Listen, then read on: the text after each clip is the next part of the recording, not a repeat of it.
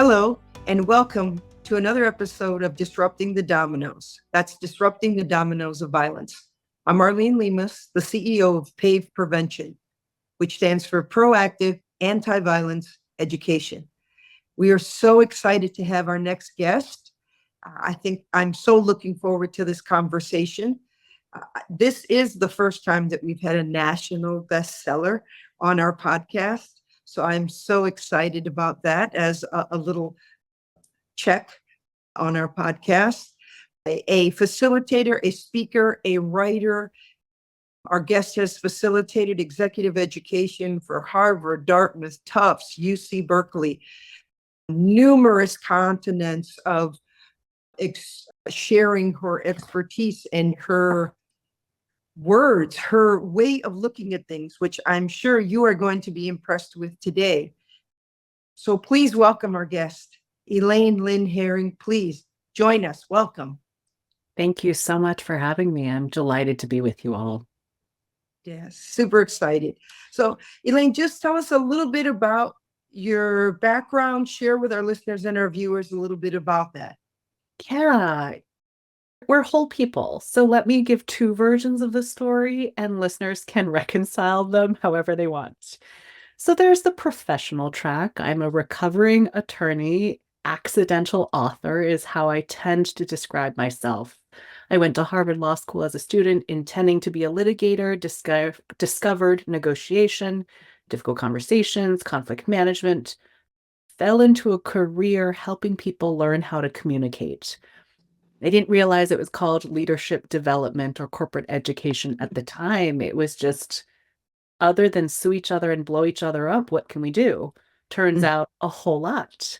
That's the professional side. So I now find myself an author, a speaker, facilitating education and communication, developing those skills.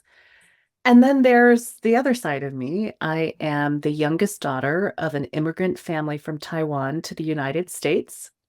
I share that because there's a relationship with those different identities with the topic of silence, how I landed writing a book and this being my current and maybe my entire life's work, we'll see. I also grew up in the Christian church, and I share all of that because in the culture that I grew up in, to be respectful of other people, especially of your elders, meant to stay silent. And of course, in the church, there was a lot of turn the other cheek, be the bigger person, be selfless. And there's value to all of that, but also a shadow side when it's overdone, which leads to denial of self, denial of your own needs, lack of advocacy from anyone else on your behalf, including by yourself. So people often say they write the books that they wish they had when they were younger. I say I wrote the book that I still need because I am very much on this journey of finding my own voice, figuring out how to use it, and of course, inviting all of us into that journey that we're on together, because our experience of the world, of each other, really is dependent on how we show up for each other. Yeah, great. And in my excitement to introduce you, I forgot the title. So this best-selling book is Unlearning Silence: How to Speak Your Mind, Unleash Talent, and Live More Fully. And as I shared with you before we started recording, I'm really enjoying it. It is landing on me in so many different ways. Yeah, it's been great. So I'm really appreciating it, and I'm excited about our viewers and our listeners learning more about it, because there is so much in alignment in how PAVE approaches its training. So I'm going to ask you this first. Do you see yourself as being someone who is in the violence prevention space? The long pause is because maybe it's my wiring, maybe it's my training as a lawyer. There's always an it depends and a let's define our terms. And I don't want to take on a title or something that I don't deserve. Do I see myself in the violence prevention space? Yes, not by career or profession, but as a fellow human being. how could we not be how could we all not be in working toward preventing violence, and certainly violence to each other and to ourselves by the way that we show up? I would not say that I set out, much like I didn't know that leadership development or corporate education was a thing. Violence prevention is not a space that I have intentionally spent a lot of time in. That's my hesitation of identifying, right? Am I really part of this? Am I not? And yet, to be kind or to be decent or to treat each other with what I would consider basic human decency and dignity does seem to put us all in violence prevention. I wish, I hope, right? I would share with you that the name of our podcast here is Disrupting the Dominoes. And that came because in my mind, violence is like dominoes falling, right? There's so many things. You have maybe a domestic violence situation or a harassment situation at work or whatever it is, an active shooter situation, any of those things, right? But unless we do something, those dominoes keep falling, right? Like it stops us from being the best parent that we can be. A violent event can do that. It can traumatize us so we can't continue working, so we lose our jobs. There's the generational trauma that can come from living in a violent community.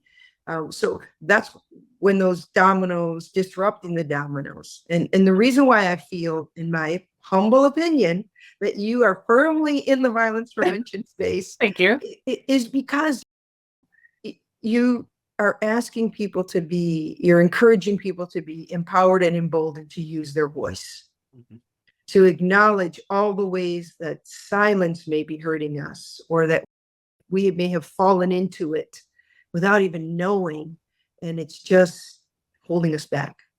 Yeah, the other place I'd go with that I hope people pick up on is it is also in what ways are we silencing each other?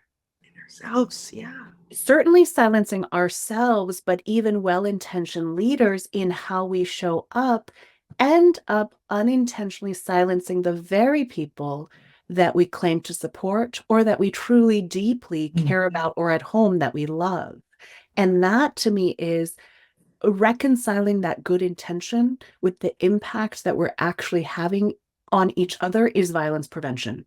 Because that unintended impact from the so-called well-intentioned leader, where the leader thinks that they're showing up for the people in the workplace, but their team members are like, oh my God, it is unsafe here.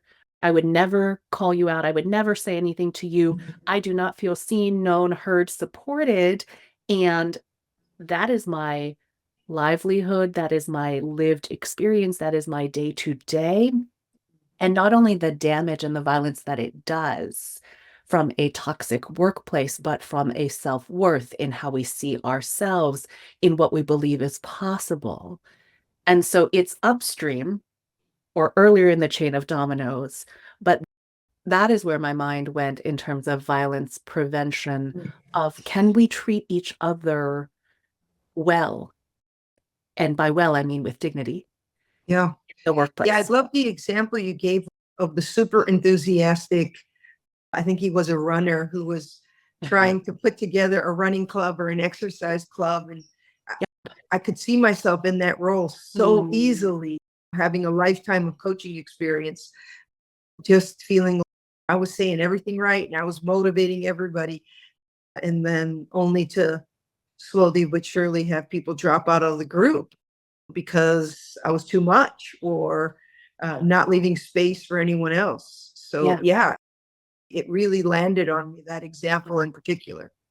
Yeah, that the toxic positivity or the positivity that we value and that we have been rewarded for might actually become toxic or violent if it does not leave space for other people's experiences and perspectives.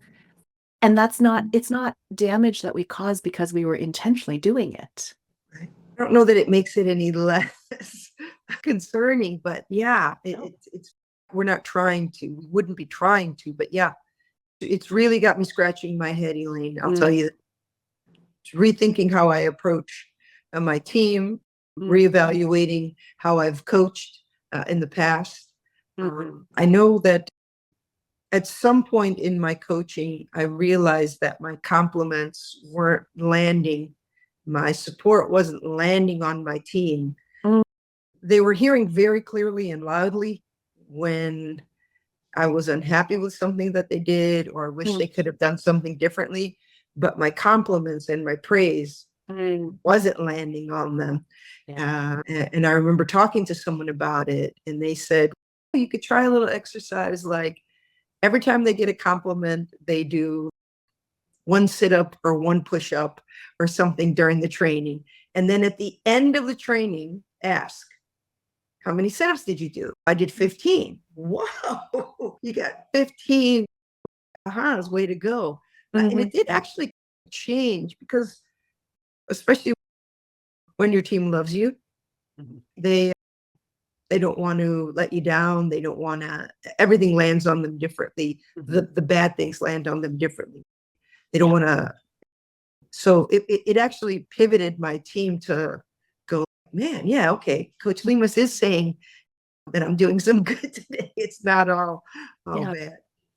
And so much of that is, I don't know if it's counteracting, but it is navigating within human behavior and natural human instincts to focus on the negative or the constructive criticism rather than the good and the positive. The different statistics of you need 5 to 7 positive interactions to balance out each negative or learning opportunity, whatever the lingo is, and also coupled with Gottman's research around love languages. So if you are complimenting the other person, is it in a way that they most feel appreciated? Yeah. Or is it in your default way? And all of that is the complexity, the beauty, the frustration of interacting with other human beings, but also the opportunity to be able to connect more deeply, for our good intentions to actually land with the good impact on the other person, or have the feedback cycle to say, oh, what might I be able to tweak? That keeps us human in our ongoing learning. Yeah, great. So let me ask you, so we've agreed to disagree about you being in the violence prevention space, and I love that. And I love We can agree. You've made it official. Okay. You touch upon how silence can contribute and creates forces within work, creates in the workplace that can be toxic, that can be unsafe. And it comes from people not feeling like they can say something, or sometimes silence is their refuge. Please share a little bit more about this. Yeah, there are so many different types of silence. So let's start with some definitions as well, because there's the old catchphrase that silence is golden, speech is silver, right? We need more pause between stimulus and response. Like, I just need some quiet time, right? I need some silence. That's not that generative, almost meditative, intentional silence is not the one we're talking about unlearning. The silence I'm talking about with unlearning silence is when there's not enough room in the meeting, in the relationship, in the organization for your thoughts, preferences, needs, goals, hopes, and concerns, where you feel like you have to edit out or silence yourself because you don't think it's going to be well received, or that the costs of speaking up are too great for what you can bear. And so that, just to start out, that's the type of silence we're talking about unlearning. And that there is both the action of what each of us can do, but that action, those actions take place against a backdrop, what researchers would call employee silence or organizational silence.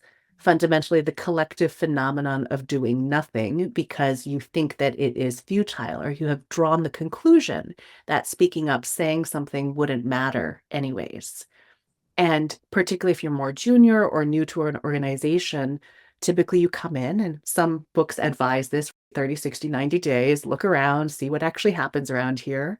And if you look around and see that no one else is actually speaking up, or then when Ximing said something, they no longer were invited to the meeting anymore, you rightfully draw the conclusion, I guess we don't do that around here. I guess we don't have open dialogue. No matter what people actually say, actions do speak louder than words. And we then create a culture of silence because silence breeds silence, right? If I don't see other people doing it, I don't see other people doing it to good effect, or I see them doing it at costs that I don't want to bear, we very naturally choose or assume that silence is safer.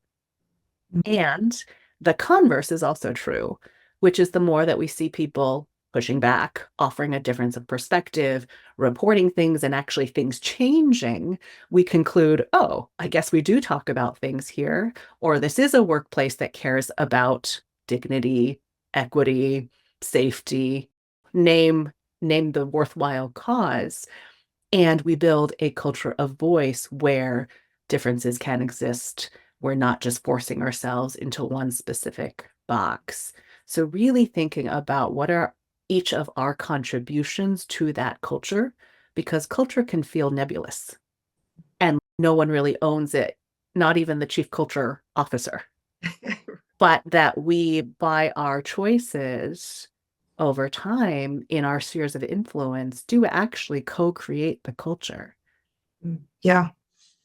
Unfortunately, I've seen this through the sporting community where, people either don't speak up because they've seen what's happened to other athletes that have spoken up, Totally. or they don't want to lose their dreams, right? Their dream of making an Olympic team or something else. And so you'll see these athletes come forward after they've retired because there's no longer the risk of losing those things.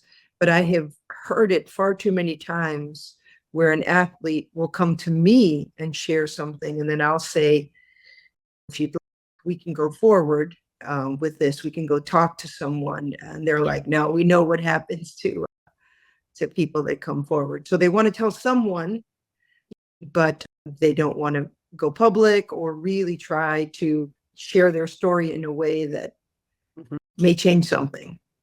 And there's utility to all of that sharing, right? If I can talk with Arlene, I at least, so silence is damaging in many different ways.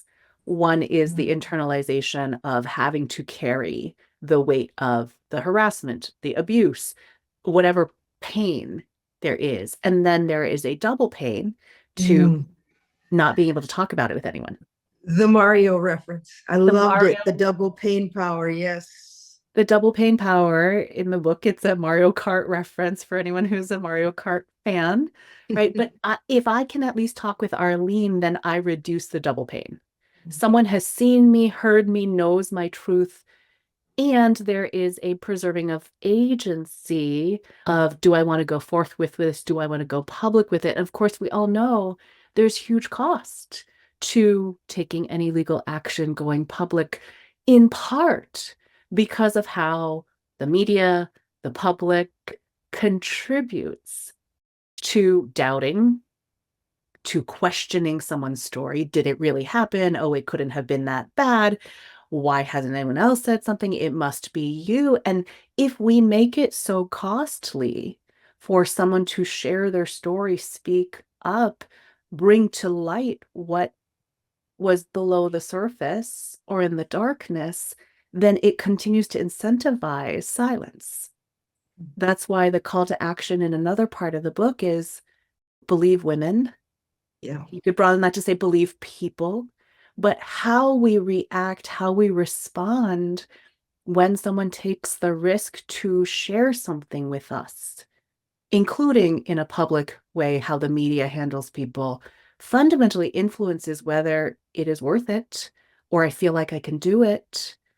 And that to me is the collective responsibility for each of us, whether it's someone confiding in you or going public with a story. Oh, yeah. It's one of the things that we try to instill through our bystander intervention training, which is There is a delay. There is a D that's a delay. Yeah. And that is just a support. You didn't feel like it was safe for you to step up in real time, but I can come back tomorrow and go, Elaine, I heard what happened in that meeting. I'm so sorry that happened. If there's anything I can do to support you, let me know. We can go to HR together. Yes. This type of support, that I feel it's so important that we just, as you highlighted, they just needed to be heard. They wanted to share their story with one person, alleviate some of the double pain. Yes. You see me sitting up because you highlight that example. I would say yes. And as my friends mock me, because apparently I say that a lot, right? Yes. There's the reduction of the double pain and that diminishing of social isolation and loneliness that comes from being heard. And there is value in that. And this is where I get a little bit on my soapbox every time when people do private commiseration. Oh my gosh, I'm so sorry that that sucks, or some version of that. Tell me what I can do. The tell me what I can do next time or how I can support you still puts the onus on the person, on them to identify what would be helpful, which is labor.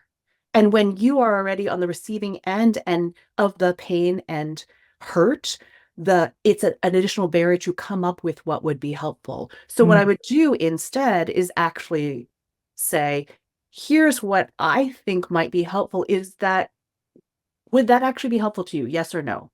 It's a lot easier to say yes or no to something than it is to come up with it from scratch. And Yes. that check-in is another piece of how do you center their needs, right? And not do what you think you would want or what is best, because you're not them, particularly when it's their story, right? It's their story to go public or not. But there's also, what will you do next time? If it's in a meeting, there was something inappropriate said, are you going to stick with private commiseration, which feels safer and we feel better about ourselves because at least I said something, I looped back? Or next time, am I going to do something different publicly, disrupt the dynamic? None of us are going to be perfect in the moment, right? And that's why I always go back to what's your next move? Because it can be I wish I had said something. Okay, next time, if it happens, are you going to say something? What are you going to say? Do you have the words at the ready? My favorite is just hold on, right? Because sometimes in the moment we can't figure out, but you're like, oh no, boom, and the conversation's moving on versus just a hold on. Right. I'm not okay with that, or we don't do that around here, or hold on, can you repeat that? That reflective move in terms of bystanding that I'm sure Pave talks about. But what's that initial moment where you're putting your hand up and literally what comes out, hold on, to me is just a useful catchphrase to go to. But it's really that moving from private commiseration to public endorsement or intervention, which can also include lending your social capital. The thing about the private is that it doesn't cost you anything publicly in terms of other people's perception versus skin in the game, where it's next time someone cuts Arlene off in a conversation, I'm saying, hold on, I want to hear what Arlene has to say. Let Arlene finish. Or I've invited Arlene here today because I think Arlene has the most nuanced take on this issue, i.e. everybody listen up, and I'm literally using my platform to endorse you.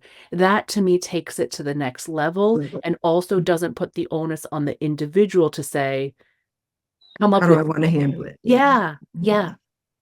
Thank you for that. I will point out, for me personally, I'm a direct bystander intervener, but I know that some people don't feel that comfortable. So delay, or how did you describe it? Commiserator? Yeah, the private commiseration. Okay. Yeah. So I do appreciate that take for sure. And we do try to instill them to your point. We do try to lead by example when we're doing are scenarios that I saw that. If you're going to HR, I can go with you. That type of conversation, but it is definitely worth looking at. What's the next step? I used delay to intervene this time, but what would be my next step? I love that. Yeah, and I also love this conversation because Arlene may be direct. I may or may not be there yet. Yeah. And so often there's a judgment of, I don't know if I could ever do what Arlene's doing, versus there are a bunch of different moves that we could all choose from. Yes. Yeah. That do have an impact. Yeah. Yeah.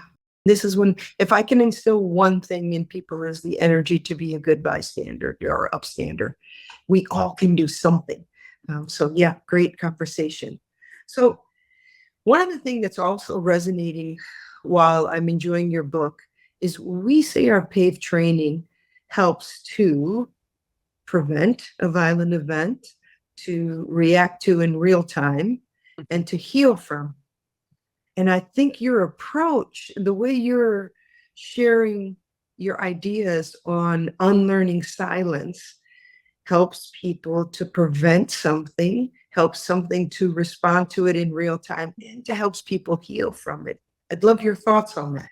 Yeah, I so appreciate the way that you've put it because there is preventative work, right? Part of the trap that we fall into is that our actions stem from unconscious habits that have developed over time. I call that the silence we've learned, right? We were rewarded for it potentially earlier in our careers. I get to keep my athletic career or my professional career if I just shut my mouth. And so that can just become habit that over time feels like the only choice versus I'm choosing silence for a strategic reason. So there is a preventative aspect. There is also if this is the way that we have gotten used to interacting with one another, could we actually do things differently?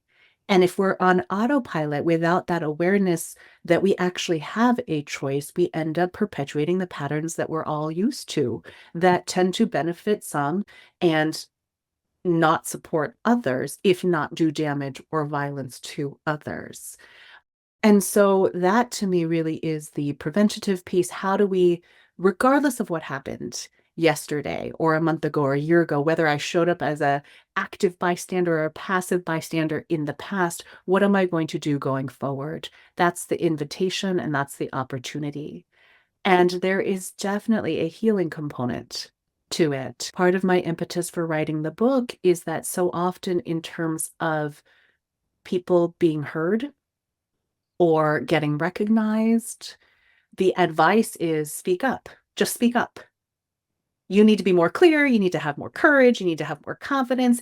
As much as I love Nike, just do it doesn't really cut it when it comes to speaking up. Just do it says, okay, you person who's trying to be heard. If you're not being heard, basically it's your fault. Go fix yourself, and then you might get heard. Versus a more accurate analysis of the situation, which is sure, there might be things that person can change in terms of speaking up, sharing their thoughts, not censoring themselves as much. But what is the environment around them? In what ways might well-intentioned leaders be silencing them, sending them messages, not the ones that they intend, sending them messages that it's too costly or inappropriate or not welcome for you to share?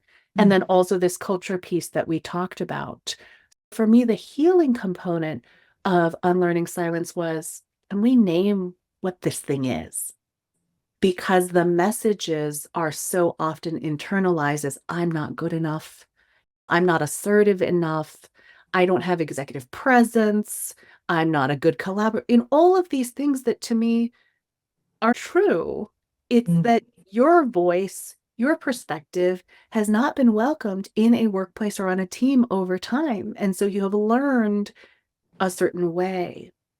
And so for me, the hope with this language and that healing is it wasn't you, it was silence. And let's take a good hard look at silence, because if we really want to be heard, be able to unleash our talent and others' talent and live more fully, we need to solve for silence. And that includes the work I have to do, the work that well-intentioned leaders around me need to do, and what we need to do in terms of the culture of voice or silence that we are co-creating. And to really, we can better answer a question and get to real solutions if we're asking the right question versus hanging on to the original question of how do I speak up more or better? What if it's not just that you need to speak up more or better, but that things around you also need to change, which I will admit is the harder question to answer Mm. because it's not the mainstream way that things have been posed, and because just speak up allows well-intentioned leaders and organizations off the hook, right? I have no responsibility or liability because, oh, they just need to be more assertive versus I have something to do with it. Right. Wow. And I think just at least acknowledging that, yes, I may need to speak up, but as you say, there may be things around me that really are contributing to me not speaking up. A joint responsibility, a joint movement forward, or a multi-pronged movement forward. Yeah, at least acknowledging that. That's a whole wow, right? Yes, and the book has two audiences. One is people who have been silenced and wanting to do that healing. Let's name it. Let's really see it for what it is. The second audience is, and the hope with that is that people would feel seen, known, and heard deeply. And the second audience is well-intentioned leaders. Now, there can be crossover. We can be both have been silenced and continue to perpetuate it. And this is the phrase that you hear in the workplace of hurt people. Yeah. That if we're not intentional about the way that we're leading going forward, we so often perpetuate the status quo, and the status quo does such damage to people differently based on identity and power and privilege and where you sit within an organization.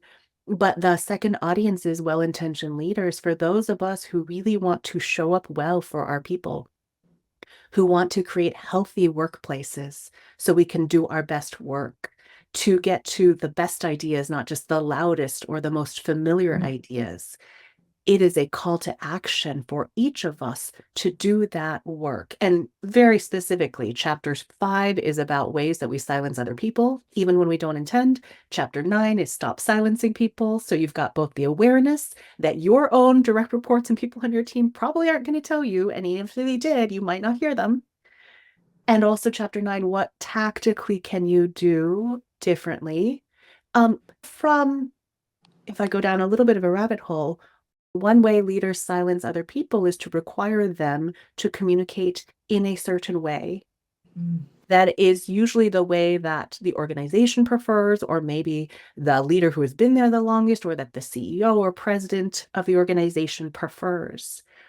But by requiring someone to speak in 3 succinct bullet points with no ums, just the right amount of emotion to show that you care, but not too much emotion that you lose credibility, you're creating barriers to entry to the conversation for anyone who instinctively or culturally or life experience wise that is not their dominant mode of communication.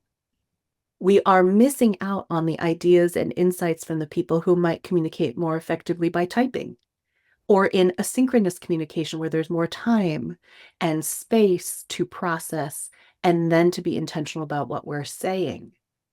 And I've never met a leader who said, I'm really trying to shut my people up. Right. So much as that we forget that we have a choice in how we might work together, and that we forget, in the absence of actively designing the way that we communicate, we default to those patterns, and those patterns serve some people and disadvantage some other people, incline them towards silence, so that their calculation is, you know what, this is too hard, too much. I can't, there's so much energy and bandwidth that goes into just figuring out how to fit into that mold that I don't even get to bringing the talent and insight that I have. So chapter 9 is really tactical things like that of, if you in your heart of hearts want to support the people you lead and create a healthy culture, what can you do? And that's the invitation. Thank you. Thank you. Yeah. There was also a point that resonated with me in the book, Elaine, about you. I think you were sharing your own personal experience about being the only one, the only Asian or the only female, or it resonated so much for me. So, always being like a 10-person coaching staff and me, usually definitely the only female, Yeah. usually the only Latino or Latina. Yeah. Just, yeah. I want to ask so many questions about your experience. I never thought of it as feeling silenced, but when I put how I felt in those team settings, how I felt that I couldn't be my whole self there, it really resonated for me that I was silencing myself to just make it through that kind of team experience. And I was there for my athletes or the US athletes. Yeah. Yeah. Absolutely. And for listeners, let's articulate a bit of why that happens. Number one, we as human beings crave a sense of belonging and connectedness. And in that context, if you are the first, the few, or the only, to use Deepa Purushothaman's language around it, you inherently are othered. And we can look at it from one dimension. Let's take gender, male or female, even though there's a lot more range in that. But in male dominant environments, that's the dominant identity. Anytime you carry a subordinated identity, meaning you're not male, you don't fit that check the box, you are more likely to be othered, more likely to be questioned, more likely to be left out. And so the move to get to that belonging or connectedness, even acceptance, often goes to what classic advice around influence says, which is mimic the people that you want to be connected to or you want them to say yes to you. Classic influence advice says speak like them, talk like them, act like them, and they're more likely to accept you, want to work with you, support you. And if what it requires is assimilation, then it is natural for us to want to silence the parts of ourselves that are different. So I highlight that analysis because it's not you or me. It is human nature around in-group, out-group. And Nyla Merchant and now first research says that anytime your identity is less than 15% of the whole, you are more likely to be othered, doubted, left out, etc. So in that lineup where you're the only female coach, much less Latina, and then we get to intersectionality, right? It makes sense why the gravity would be for us to edit out or silence those parts of ourselves, even if that is what we were brought on in terms of value add, uniqueness to bring to the team. And then we all miss out. And where I'd go, as maybe you all now know me to go, is it's not just on us. Yes. To say Arlene just needs to bring more of herself, bring your full self to work, when not only do other people not see that dynamic is happening, but that they penalize you intentionally or unintentionally, explicitly or implicitly for doing just that. I think about this a lot when it comes to boards of directors, that there's such a move to get diversity on boards. And typically that means more non-white men on boards. But if the prerequisite for getting that seat and keeping that seat is to do your best to speak and act like a white man, then you're just window dressing at worst and certainly silenced. And then the boards aren't benefiting from the thing that they're trying to do. And whether or not someone can bring that unique insight is dependent on what culture is created at that table or on that team. And the onus of which I would put on the other people, not, quote, the odd person out who's already navigating this uphill battle. Yeah. Yeah. Absolutely. We have a close friend of Pave that says uses it much like a party, like getting invited to the party, getting on the dance floor. But are you allowed to pick the music? Totally, Brene Myers. When you get to that, picking that music, right? Yeah. So you touched a little bit on this already, this need for connection, right? And when we silence ourselves, we're depriving ourselves a little bit of that connection, right? We feel that through our trainings, we try to highlight, especially after a traumatic event, or let's just say an event that upheals, overturns a library, right? A library branch. Maybe there's been protesters or an event that's happened there, on how we return to balance, how we get back to that. And we really try to instill in our clients or share with them our thoughts about connection and making sure that people are allowed to share their stories or to feel connected to people. I'd love your thoughts on that. Yeah. Human connection is the antidote to loneliness and social isolation, right? And there's a ton of research by the Surgeon General and others on how damaging social isolation and loneliness are comparable in negative health impacts to smoking or obesity. And that connection certainly requires a level of trust, but if we look at the mechanics of it, it requires two, at least two to tango, right? If we're going to go back to our dance card analogy, it requires that I am willing to unlearn the ways I silence myself, which is both, am I willing to go there with myself of what just happened? And sometimes and it's a trauma response, sometimes I can't, right? Just to get through the day to day, I cannot process. I don't have it in me to open that can of worms because the processing is not linear and it doesn't fit into the 30-minute slot on my Google Calendar. And so am I silent to myself, much less do I say something to someone else? Now, we've talked quite a bit today about whether I say something to someone else. That's a calculation that is dependent in part on how I predict the other person will receive me. And that's the other skill set, which is, can we listen across difference? And not just difference of perspective, but difference in style of communication, difference in life experience. If we knew fundamentally that when I shared something, in whatever form I shared it, it would be well received and held and acknowledged and appreciated, how much more likely would I be to say something? Yeah. And not have to worry about being diminished, being questioned, other people getting defensive, where then it's no longer about the thing that was so much of a risk for me to say in the first place. So that to me is the yes and of all those layers of, in what ways might I be silencing myself? Is that intentional or unintentional? Do I realize I have a choice that I could say something if I wanted to? And also, how are we receiving each other? That fundamentally impacts that level of connection.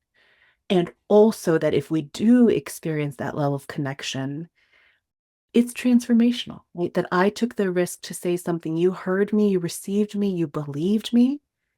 And we can finally get to a place to start thinking about what we might do together going forward. Yeah. But we need that. That's the pre-work. Yeah. It's really hard to do. Great. Thank you for that perspective.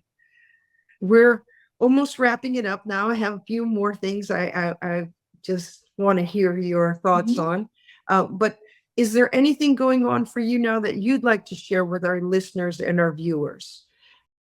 Can we catch you speaking anywhere? Is there another book coming out? Because you have all these beautiful reflection questions in your book that get us all thinking.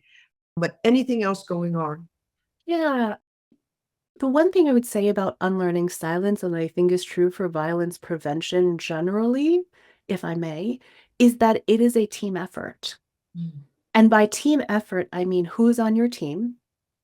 And that team is not just a sports team or the people who are also full-time employees, W-2 in the States.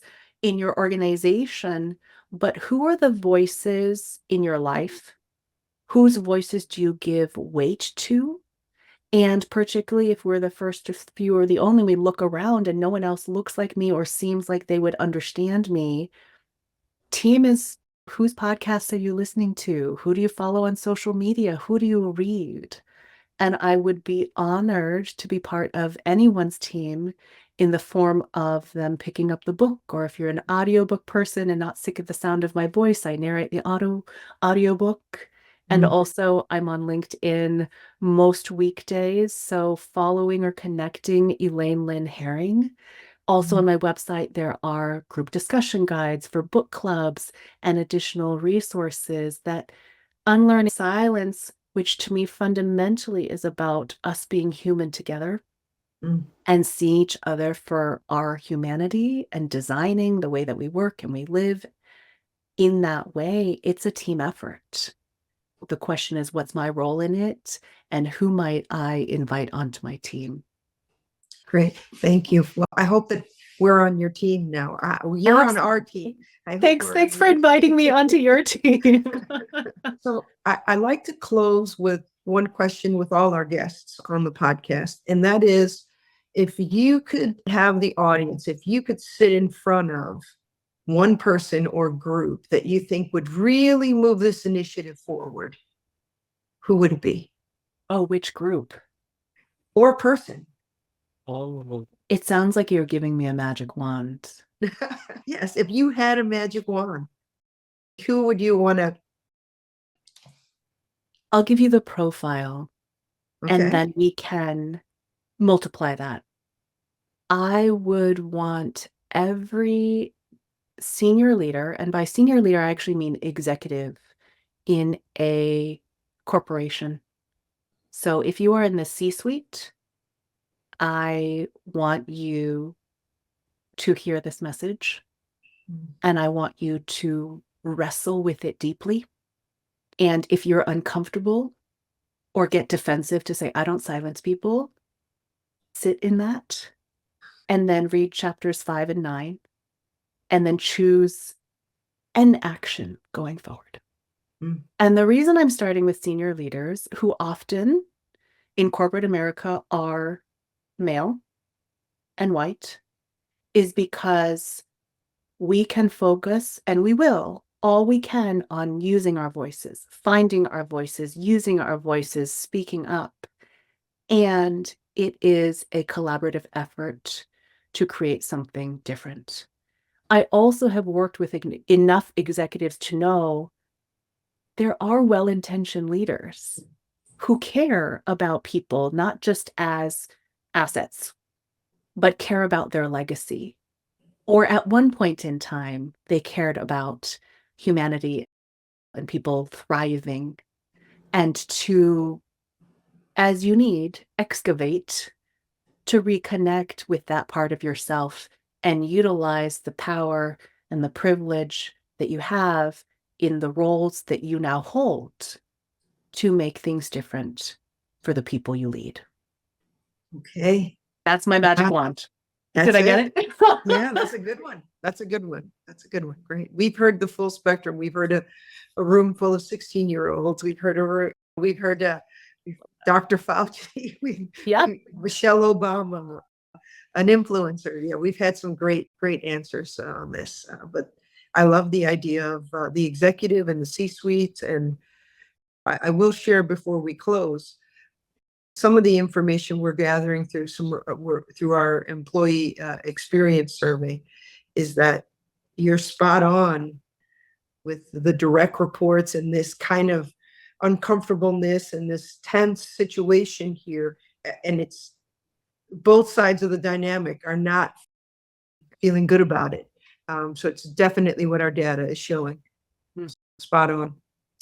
Wow, this has been fantastic.